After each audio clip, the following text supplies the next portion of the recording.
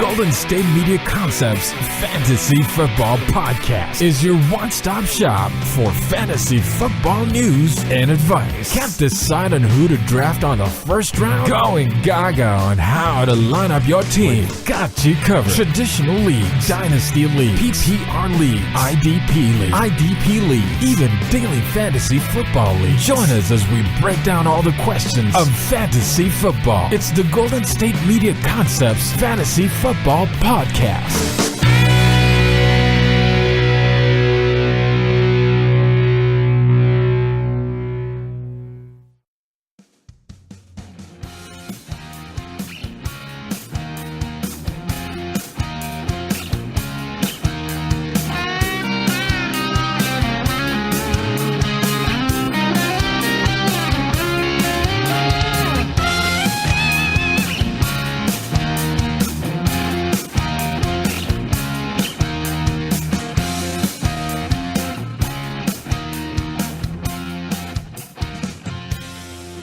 Hello, everybody, and welcome to the GSMC Fantasy Football Podcast, brought to you by the GSMC Podcast and Network. I am your host, as always, Jeff Malinoff, and with me is Mark Souza, my mortal enemy. We've got some things to talk about in the world of fantasy football. We got some off-season maneuvering that might change up your fantasy drafts and your mock drafts and your projections for next season with some certain aspects of the franchise tag and some possible trades in that circumstances. And we also can talk about some early rankings, and we'll get on that as well. But I think first, one of the big topics is we already talked about Antonio Brown. It seems like it's a foregone conclusion he will be traded because of what was said about him and Art Rooney today. But also Odell Beckham Jr. is back in the conversation about being traded. And we talked about last week, we talked about Antonio Brown and what his possible spots are, what's best for your fantasy team. But I think we need to talk about what's best for the fantasy team for Odell Beckham Jr. Mm-hmm. So I'll let you go first. Who do you think is the best possible place for Odell Beckham Jr. to be the best for their fantasy team? Well, I do think that him leaving New York is probably best for his fantasy value if they remain having Eli Manning as a quarterback. Which they probably will. To be honest, the Giants have had one of the worst offenses in the NFL over the last couple of years. In fact, I think in 2018, they didn't even have a game where they scored over 30 points in one football game. They don't even really score over 20 points very often. That is a team that doesn't put a lot of points up. So when you have a receiver, especially like a star wide receiver, especially a fantasy wide receiver that is drafted in the first 5-6 wide receivers selected, you want them on a good offense. It really, really hurts you. It hurts their value when you know that he's on a team where he's never going to score more than 2 touchdowns ever. Maybe he gets a touchdown, but regardless, I think most people would agree that Odell Beckham's numbers have been inhibited the last couple of years because of the team he's played on. So first and foremost, before we say which teams would be the best destination for him, we just have to say the Giants might have been the worst destination for him. So I think anything at this point might be an improvement. We know in 2017 that he was injured. We know that he only had 25 receptions in that year. But this last year, he had 77 catches for 1,000 yards, 6 touchdowns. That is not what you want from a number one receiver, your first wide receiver taken. That's not what you want in a first or second round pick in fantasy football. Yeah, absolutely. And with that, with obviously Eli Manning is not the guy to be throwing the ball to Odell Beckham Jr. I think we've all settled that one. That's a foregone conclusion. But the fact of the matter is, I think any spot besides, they just need a quarterback. He just needs a quarterback that can throw him the ball in that situation, and where along the terms of just besides Eli Manning, there's obviously the 49ers are always in discussion with wide receivers. Not really sure why they're always the topic, but I mean, whatever. But I think Jimmy Garoppolo will be the much better substitute for a quarterback to throw him the ball, but also just someone that can throw the ball deep to him, just someone that get him the ball more often than not, unlike Eli Manning, who sometimes just can't even reach the guy. So, honestly, you're right. Anywhere besides New York is a spot for him that you can definitely take him earlier than you would with Eli Manning. From 2014 to 2016, in the 3 years to start his career, Odell Beckham Jr. averaged 96 receptions for about 1,400 yards and 12 touchdowns. That's elite production. With Eli Manning. Yes. Last year, so 2017 he got injured, so that's a wash year. 2018, 77 receptions, so he's down about 20 receptions. 1,052 yards, so he's down about 350 yards, and 6 touchdowns, down about 6 touchdowns. I don't see that improving unless the quarterback changes in New York or he goes to a different team. You talked about the 49ers. Yes, the 49ers have been a team that have been interested in him before. Assuming Jimmy Garoppolo is back healthy next year, there is a lot of intrigue there. Obviously, you might have to be a little hesitant to see how it works out, see how he recovers from his knee injury coming back. But there definitely is a lot more intrigue in a Kyle Shanahan offense for sure. Also, remember, the Patriots were really close to getting Odell Beckham last year because they apparently offered a lot to the Giants at the trade deadline. They did not ultimately get him, but I wonder if the Patriots are a team that goes after Odell because we know, Josh Gordon hasn't really worked out for them, and Rob Gronkowski might retire. So if Gronkowski retires, that opens up the offense. The offense will need, I think. I know that Gronk didn't have the best year this year, but he's still Gronk. He's still a decoy, even if he's not a major threat. They might need to change their offense a little bit, or at least add another weapon, because they really only have Edelman at receiver and a couple other journeymen like Chris Hogan and Philip Dorsett. Well, Chris Hogan is a free agent. Right. Chris Hogan is a free agent in his own right. So maybe the Patriots are a team that goes after Odell. You know, like, I know it's unlike isn't it them also to do it, possible they they tried take before? Mm-hmm. So, but isn't it also possible they would just take a wide receiver in the first round? yeah, but if you could trade Odell Beckham for your first-round pick and you're the Patriots, I'm doing that. I mean, that is the 32nd pick in the draft, so it's basically a second. Not only that, but wide receivers are probably have the worst rate of success drafting in the NFL. When you draft a wide receiver in the first round, they usually hit under half the time. It's the worst position that you can draft for consistency. And a lot of times, how many receivers, even the good ones, how many times does it take a wide receiver years and years and years to develop before they're good? They hardly ever come in right away and do well. Odell Beckham's actually one of the few that have done that. Mm-hmm. Normally, they take years and years and years to develop. Looking back, I'm trying to think over the last few years what receivers were taken in the first round and which ones really did well. I can't think of too many. Can you? I'm trying to, honestly, and nothing's really last year, standing Cortland out. Sutton was in the first round. Christian Kirk was in the first round. Decent players. Who else?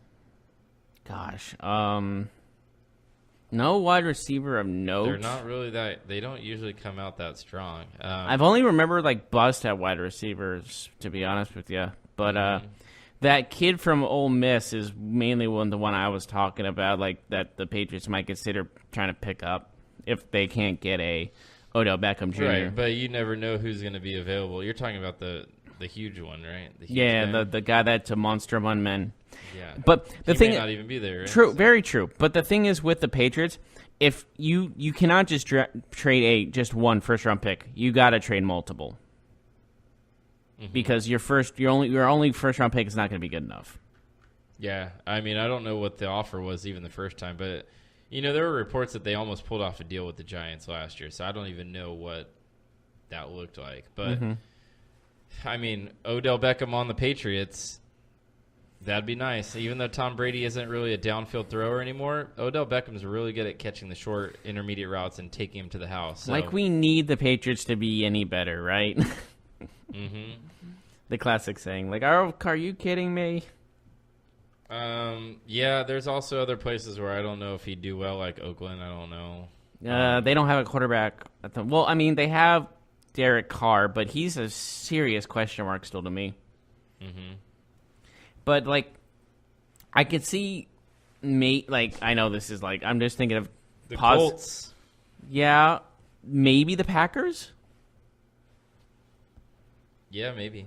Maybe I don't know where the Giants would consider trading Odell Beckham. Well, I mean, like the Packers aren't in their division. That's why I'm like thinking that would work. And I think that the Packers could offer a nice little deal to him, which with Devontae Adams on one side and Odell Beckham on the other side, Aaron Rodgers would be just fine. But in the other aspects of things, you can look at. I think if the Giants want to trade with anyone, it's going to be an AFC team just to keep Odell Beckham as far away from them as possible. But I could be wrong on that. But like you said, New England looks like a destined spot for him. There's also, well, I'm not sure about this, but like obviously like teams that can afford a contract of like Odell Beckham's size, because it's still a pretty large contract, all things considered. The Jets. Obviously, like you said, the Colts are one as well. So honestly, rethinking about the Colts, they're probably the best. They're probably in the best position overall to take him. And if you're in like a keeper fantasy league, Odell Beckham is a player that you've been keeping. You probably still have to keep him because he's so good, but you're hoping and praying that he gets picked up by a team that has a better offense. Like we said, like a Patriots offense, like Kyle Shanahan offense in San Francisco, like they would find ways to get him the ball. Like there would be no worry about production there. Oh yeah, Basically, if you have a smart-minded coach offensively, and like a quarterback that can throw, exactly. And with the Patriots, you have Josh McDaniels, who's no joke himself, who's probably going to be the next head coach it's for hard them. to really envision what other teams, though. The Colts would be great, too. Andrew Luck, Odell Beckham, T.Y. Hilton. Like, that offense would be maybe the best in the NFL, to be honest with you. Marlon Mack, Odell Beckham, T.Y. Hilton, Andrew Luck. It's hard to get a better. Plus, you got Eric Ebron. That's a Super Bowl. That's a Super Bowl contender. Oh, yeah. They were a Super Bowl contender without him, so they would absolutely be a Super Bowl contender with him. That would just put him over the top. Yeah, so if you're in a keeper league and he's on your team, you're praying that he goes somewhere good, because it would be pretty crappy to be a Odell Beckham owner and have another year of Eli Manning as the quarterback to your stud receiver. You got to let OBJ loose, man. Free OBJ, right? Free OBJ. I mean, if you're a fantasy football owner, like you said, so yeah, true. If you're the New York Giants, you're like a fan of the New York Giants, you're like, lock him up.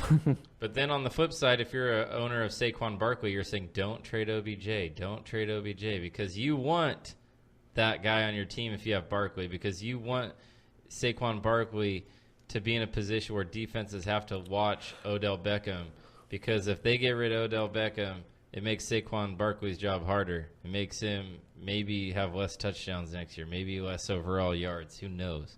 But it doesn't make it easier. And we already know how good that kid is. But still, you want it as easy as possible for him. Yeah, absolutely. Like easier, comfortable, just basically suit to his comfortableness. I don't really think that there's a place that Odell could go that like is already a big team. Like he's not going to go to the Chiefs. He's not going to go to the Rams. I can't see a lot of teams. What can the Rams even offer? Well, I'm just looking at it from a salary cap perspective. Like, Odell Beckham is making a lot of money.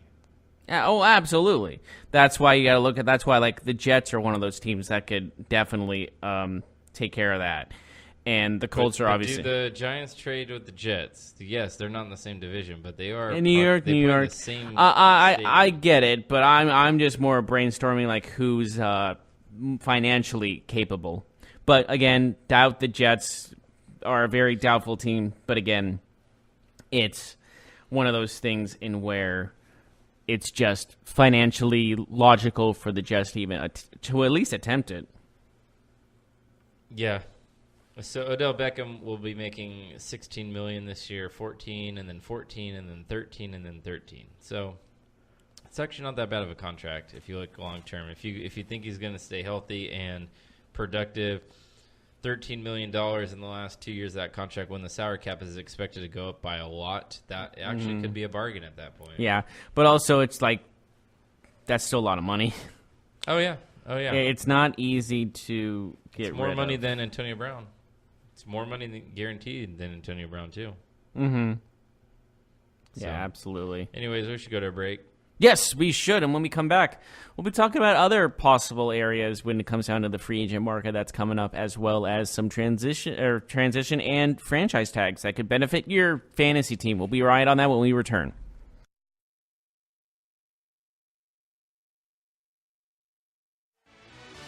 Are you looking for the very best NFL and college football podcast? Then check out the GSMC Football Podcast. Get the latest football news both on and off the field. From the NFL Draft to trades to the rumor mill to the NFL Combines, they got you covered. That's GSMCpodcast.com/football-podcast. Get updates on college rivalries, game day insights, and much, much more. It's football talk the way you want it. This show eats, sleeps, and breathes football. Don't forget to like them on Facebook and follow them on Twitter. Visit GSMCpodcast.com for more info.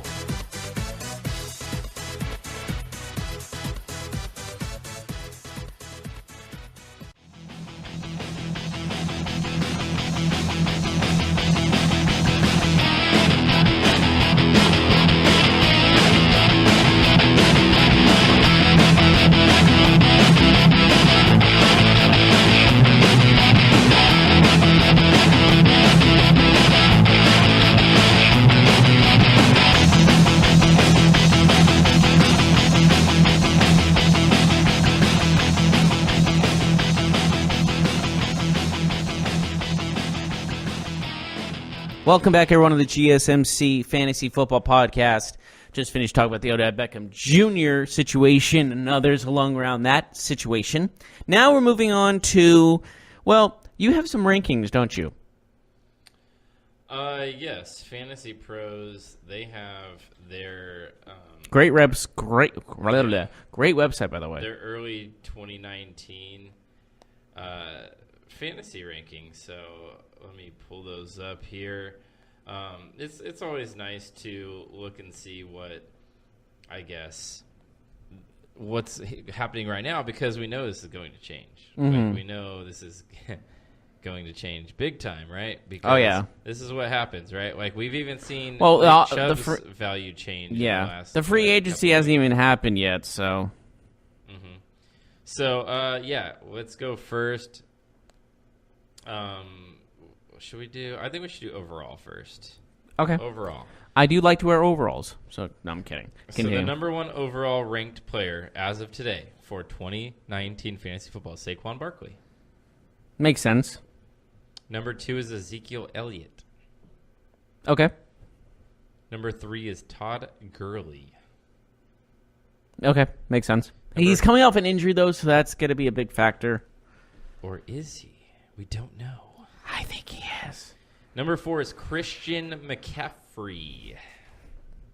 Okay, with Cam Newton, yes. Without Cam Newton, I don't know. Number 5 is Melvin Gordon. I think that's overrated, in my opinion. Number 6 is Julio Jones. That's a really high prospect wide receiver. Number 7 is Alvin and the Chipmunks. Alvin Kamara. Number 7. Okay, fair enough. Number 8, Michael Thomas. Makes sense. Number 9, Devontae Adams. Okay. Number 10, Dalvin Cook. So notable names not in the top 10. DeAndre Hopkins. Yes. Odell Beckham. I put DeAndre Hopkins over Dalvin Cook. Mm-hmm. So that's your top 10 overall. Now let's take a look at some of the let's do position by position. You ready? Yeah. Who do you think is the number one ranked quarterback? This is just quarterbacks. I'm not talking about where they're ranked in terms of overall. Okay, go for it. Who do you think? Oh, who do I think? Sorry. Number 1 for running back. No, quarterback. Oh, you're saying quarterback? Okay. Number 1, probably Mahomes. Yes. Number 2? Breeze. No. Well, Rodgers? Breeze is not even in the top 5. What? Rodgers is number 2. Who's number 3? I saved you from saying Breeze for the next 6 times. Yeah, so. but that's bull. Phillip Rivers? is no. Number 3 is Andrew Luck. Okay, that one makes Number sense. 4 is Brady? Matt Ryan. Okay. Step on down. All right, number 5. This is maybe a shock to some people. Oh, God, Matthew Stafford? No. If it's a shock, I'm not going to be able to guess it, am I? Jameis Winston. No way, no how. Take him out. I refuse.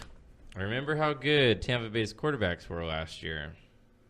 Winston and Fitzpatrick were 2 of the best fantasy quarterbacks week to week in the NFL. So you add that with Bruce Arians. You also add in the fact that Fitzpatrick will not be in the picture. You can see why Jameis might be a popular pick, right? Okay, granted. Even but if you question his talents. I question a lot of things about him. Number 6, Russell Wilson. Okay. I actually like him more. I would say top 3. No. Top 4. Yeah, you can't discount the rush. I'm not taking away anything from Russell Wilson, just his he'll run the ball more next year. And that worries me because that will lead more to But he possible never gets injuries. hurt. Well, you just jinxed him. Way to go. I mean, When people say that usually that's when it happens. I know you say like it leads him to more injuries, but it also leads to him to tremendous fantasy value. When you get a quarterback who runs, But his wide receivers I know are the same, but they've been questionable. right. But he's always had questionable receivers. Yeah, I've never really I'm gonna disagree with you on the top 3 part. That's all I'm gonna say. Number 7, Deshaun Watson. Yeah, I agree.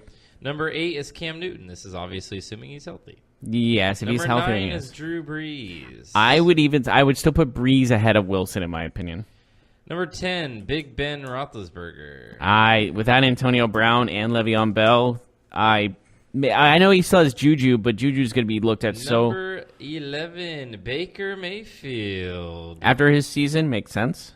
Number 12, Mitchell Trubisky.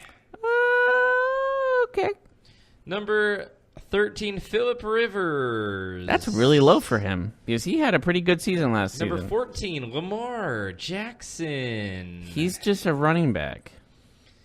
Number 15, Carson Wentz. Yeah, he is still he had a reeling ACL injury that last year really kind of cost him a good bit.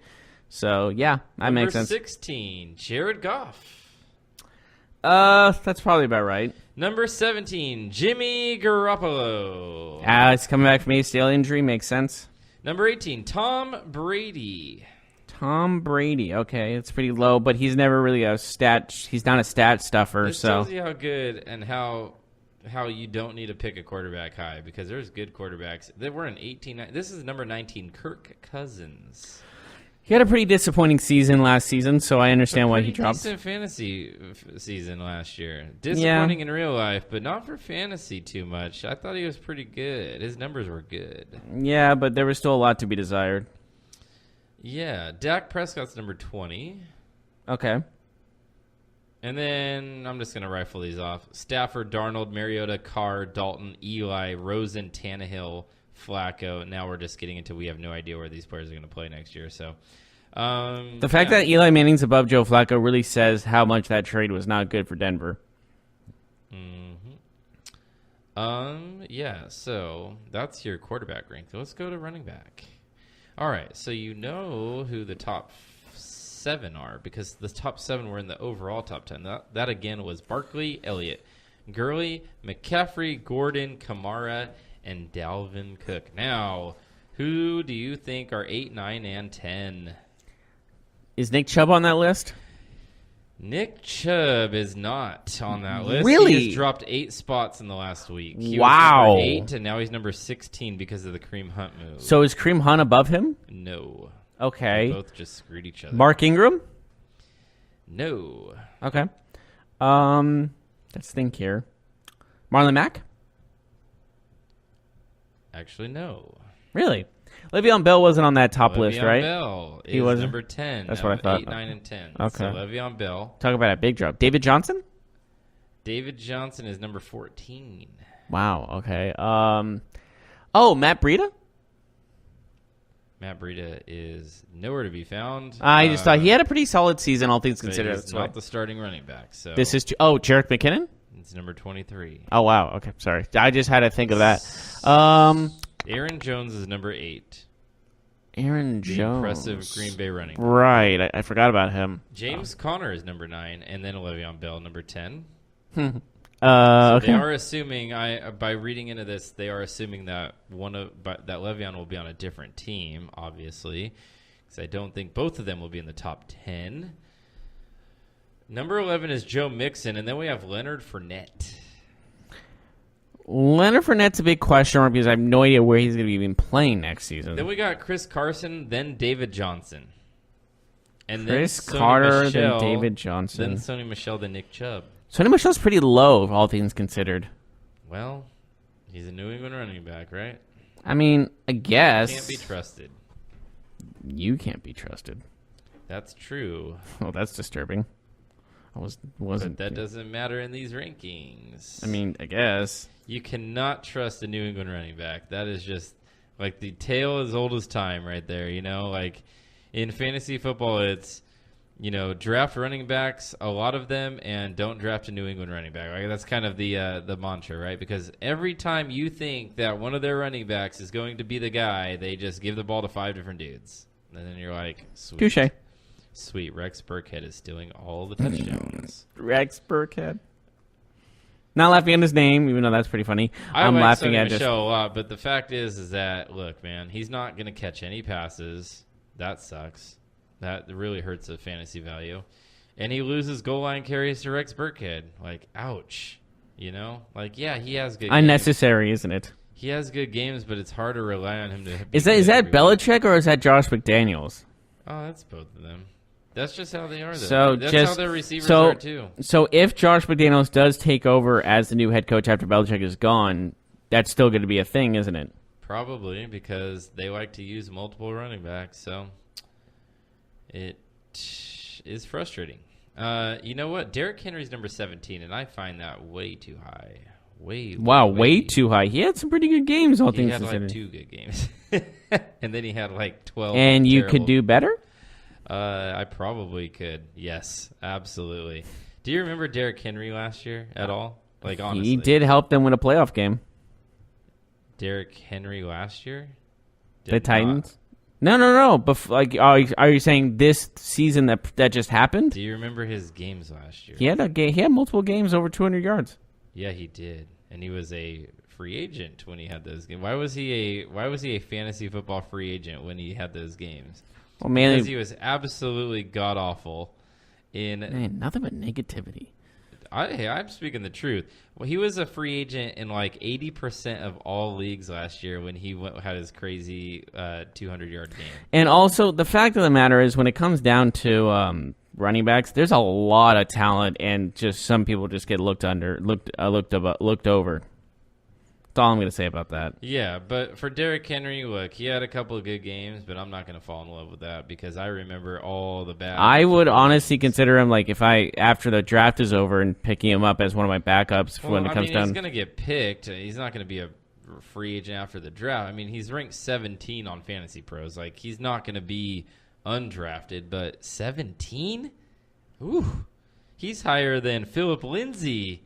He's higher than Marlon Mack, Tariq Cohen, Jerick McKinnon, Devontae Freeman, Mark Ingram, James White, Kerryon Johnson. You just said, like, James White, he should be ahead because of the fact that James White's not going to get enough carries. No, James White's a much better fantasy football player than... just said beware of New England Patriots running backs. Beware of them, absolutely. But he's a better fantasy running back. I mean, the numbers speak for themselves. I mean, you know, I'm not... I just think with the number of good games he had previous season, I think he's going to get the ball a lot more based off the very question marks at quarterback as well.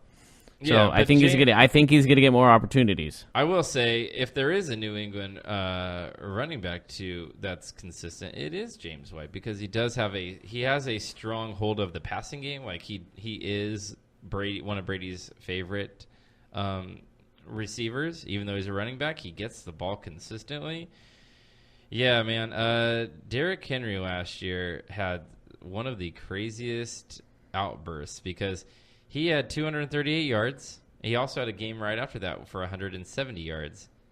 But he also had games of 20 yards. 50, 50, 20, 50, 20, 30, 20, 58, 40, 30, 40. And then he had a huge outburst twice.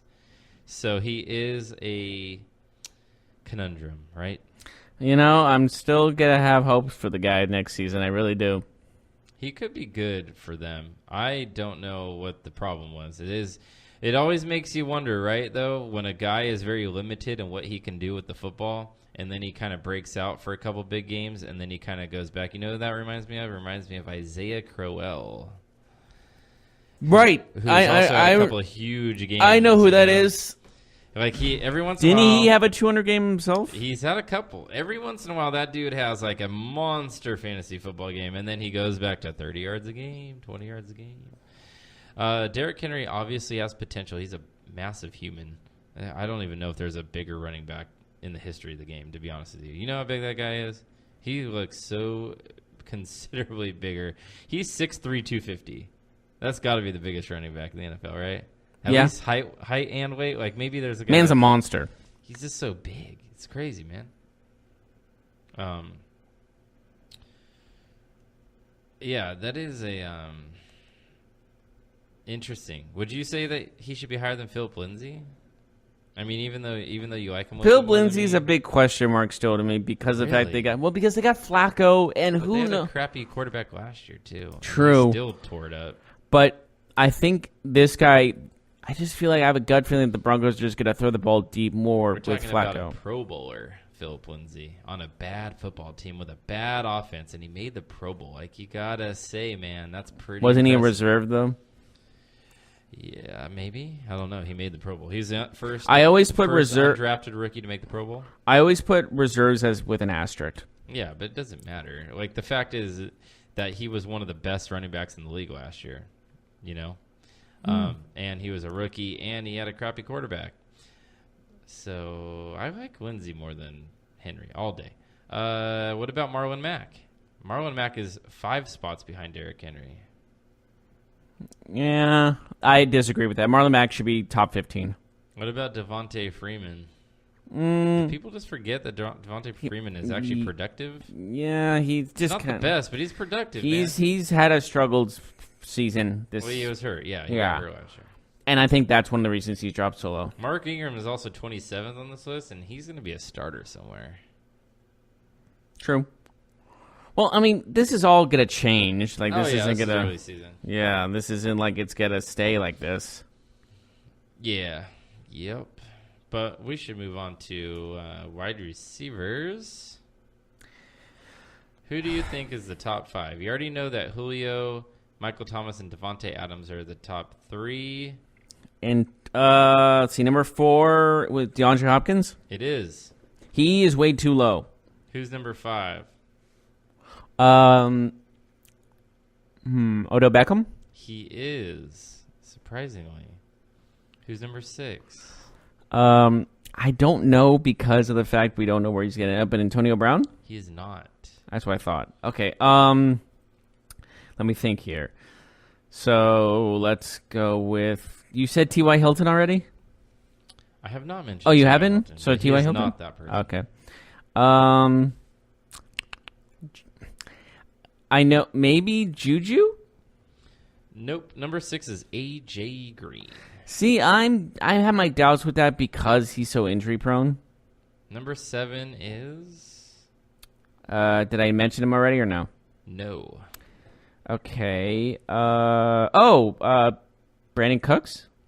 No. Okay. Similar player, though. Same team? No. Oh, Tyreek Hill. Yes. Tyreek Hill. Number 8 is Juju. Number 9 is Antonio Brown. Antonio Brown has fallen 4 spots. I think because we just don't know where his destination will lie. Number 10 is Mike Evans, which I really like this year. And I know I've said this before. You do like him. I mean, Bruce I Arians, think, man. I saw you with a locket with his face in it. Mike Evans could be the Larry Fitzgerald of the Buccaneers next year in that Bruce Arians offense. He's a big body receiver. I'm not saying they're the same player or the same individual, but look, man, Mike Evans is a big target, Larry Fitzgerald was a big target for Bruce Arians. Jameis Winston, I think, is going to focus a lot on, and we heard Deshaun Jackson wants to leave, possibly Tampa Bay. I think Mike Evans could be on the horizon for some big games next year and be a good fantasy player. Amari Cooper is number 11. Are you surprised by that? A little bit, but I understand why. Are you surprised by number 12, Stephon Diggs? Kinda, because I honestly thought he was overrated. Just that one play really put him over the top during that Minneapolis Miracle thing. So He's got really good numbers. I know he has good numbers, but I just think more along the lines of like consistent. You know, it's like he has some breakout games, but sometimes Thielen is on his team, and Thielen is like the possession receiver, so he takes some targets away. But if we're just talking about top 5 wide receivers based on pure talent in the NFL, I have to have Diggs in my top 5. Absolutely, that guy is just a phenomenal athlete. But yeah, it does hurt him that Thielen's on his team. Thielen's ranked 17th, by the way. Okay. But we should go to a break, and when we come back, we should continue our rankings and talk about these early season 2019 fantasy rankings when we return.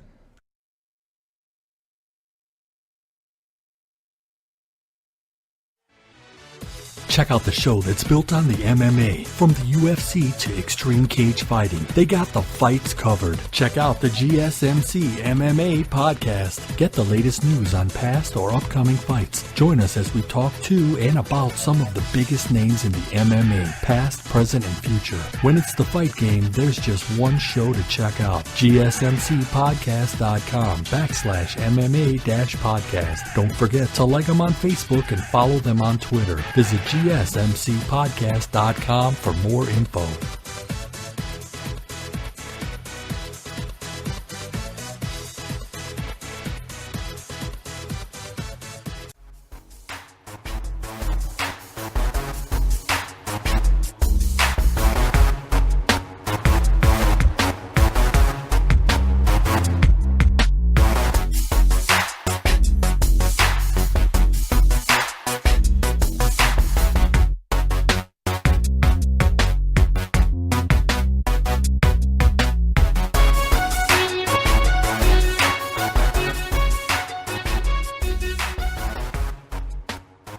Hello, everybody, and welcome back to the GSMC Fantasy Football Podcast.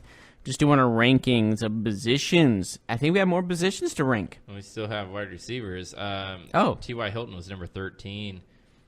Again, really low. Number 14 is Brandon Cooks. Okay. Keenan Allen is your number 15. Yeah, okay. Woods is 16. Thielen 17. Kenny Galladay. Man, Thielen with the consistency he had at the beginning of the season, it's kind of shocking he's that low. Yeah, Kenny Galladay's 18, 19, 20, and 21 is Corey Davis, Jarvis Landry, and Allen Robinson. Okay, Allen Robinson, okay. I've always had my doubts about him, but I can see why he's up there. Mm-hmm. Julian Edelman, 27. It's pretty low.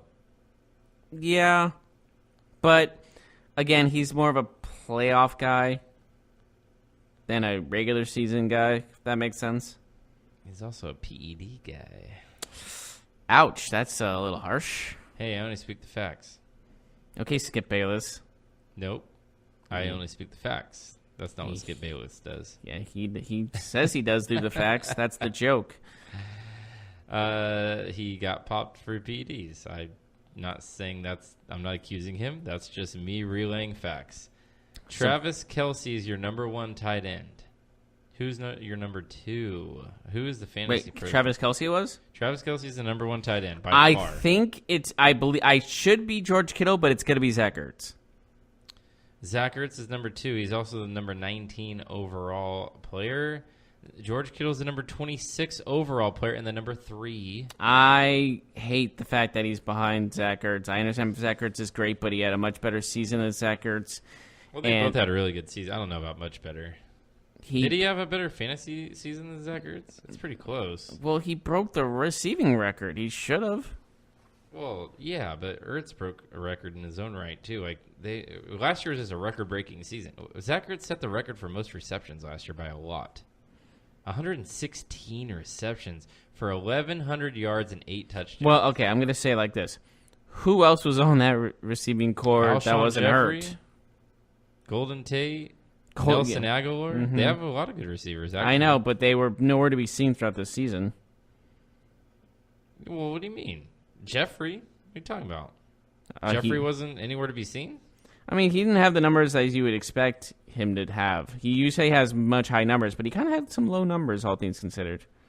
Alshon Jeffrey last year had his best season in 4 years. Really? He had 65 catches for 845 yards and 6 touchdowns, which is a step up from 57, 52, 54, and then his yardage totals were all under 843.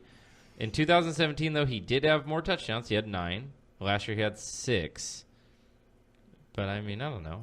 He had a normal year for him. Yeah, but of course then the Eagles themselves weren't being themselves. They were actually pretty disappointing this whole entire season. The whole team was, so. Yeah. Ertz, though, had 116 receptions. Ertz is just a beast, yeah. 116 for 1163 and 8 touchdowns. I just think what Kittle did was more impressive based off he had a worse team around him. That may be true, yeah, but in terms of like who had the better season, Kittle had 88 receptions, so he was about 30 receptions less last year, but he had more yards. He had 1,300 yards, so he had about 200 more yards. He also scored less touchdowns. So in fantasy football, it looks like Ertz beat him slightly, I think. It's close because the yardage difference, but yeah, they're both really there is a drop-off, though. That top 3 is really nice. I'm assuming Eric Ebron's number 4. He is not. Really? That's actually kind of shocking. He had 11 touchdowns. Yeah, let me go back to my list here. What WTF? No, it was OJ Howard is number 4. Yeah, I'm gonna have to disagree with that one. Again, it's the Bruce Arians effect, man. Like, his offenses do really well, you know? Like, they produce a lot of fantasy value. So, O.J. Howard, he's a potential breakout. Ebron is number 6, by the way. Hunter Henry is number 5.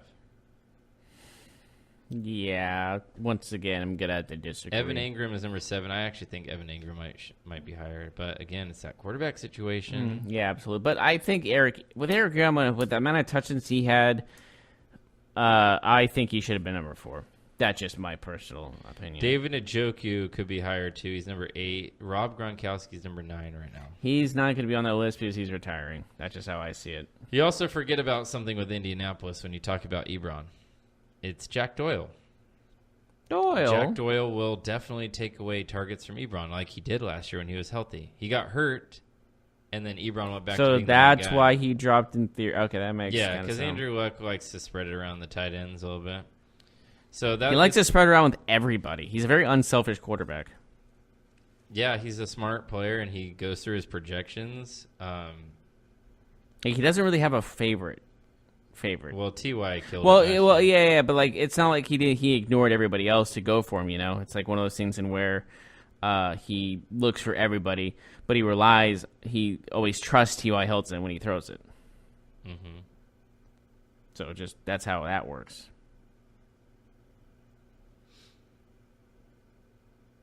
Yeah, so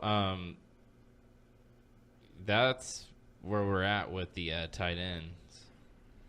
Yeah. Other than that, I think that's our show for today, man. And then we'll be back with our next show. We'll talk about more early season rankings. There's going to be some moving and shaking here in the NFL in the next week or so, and it will affect fantasy value, but we will see you next time.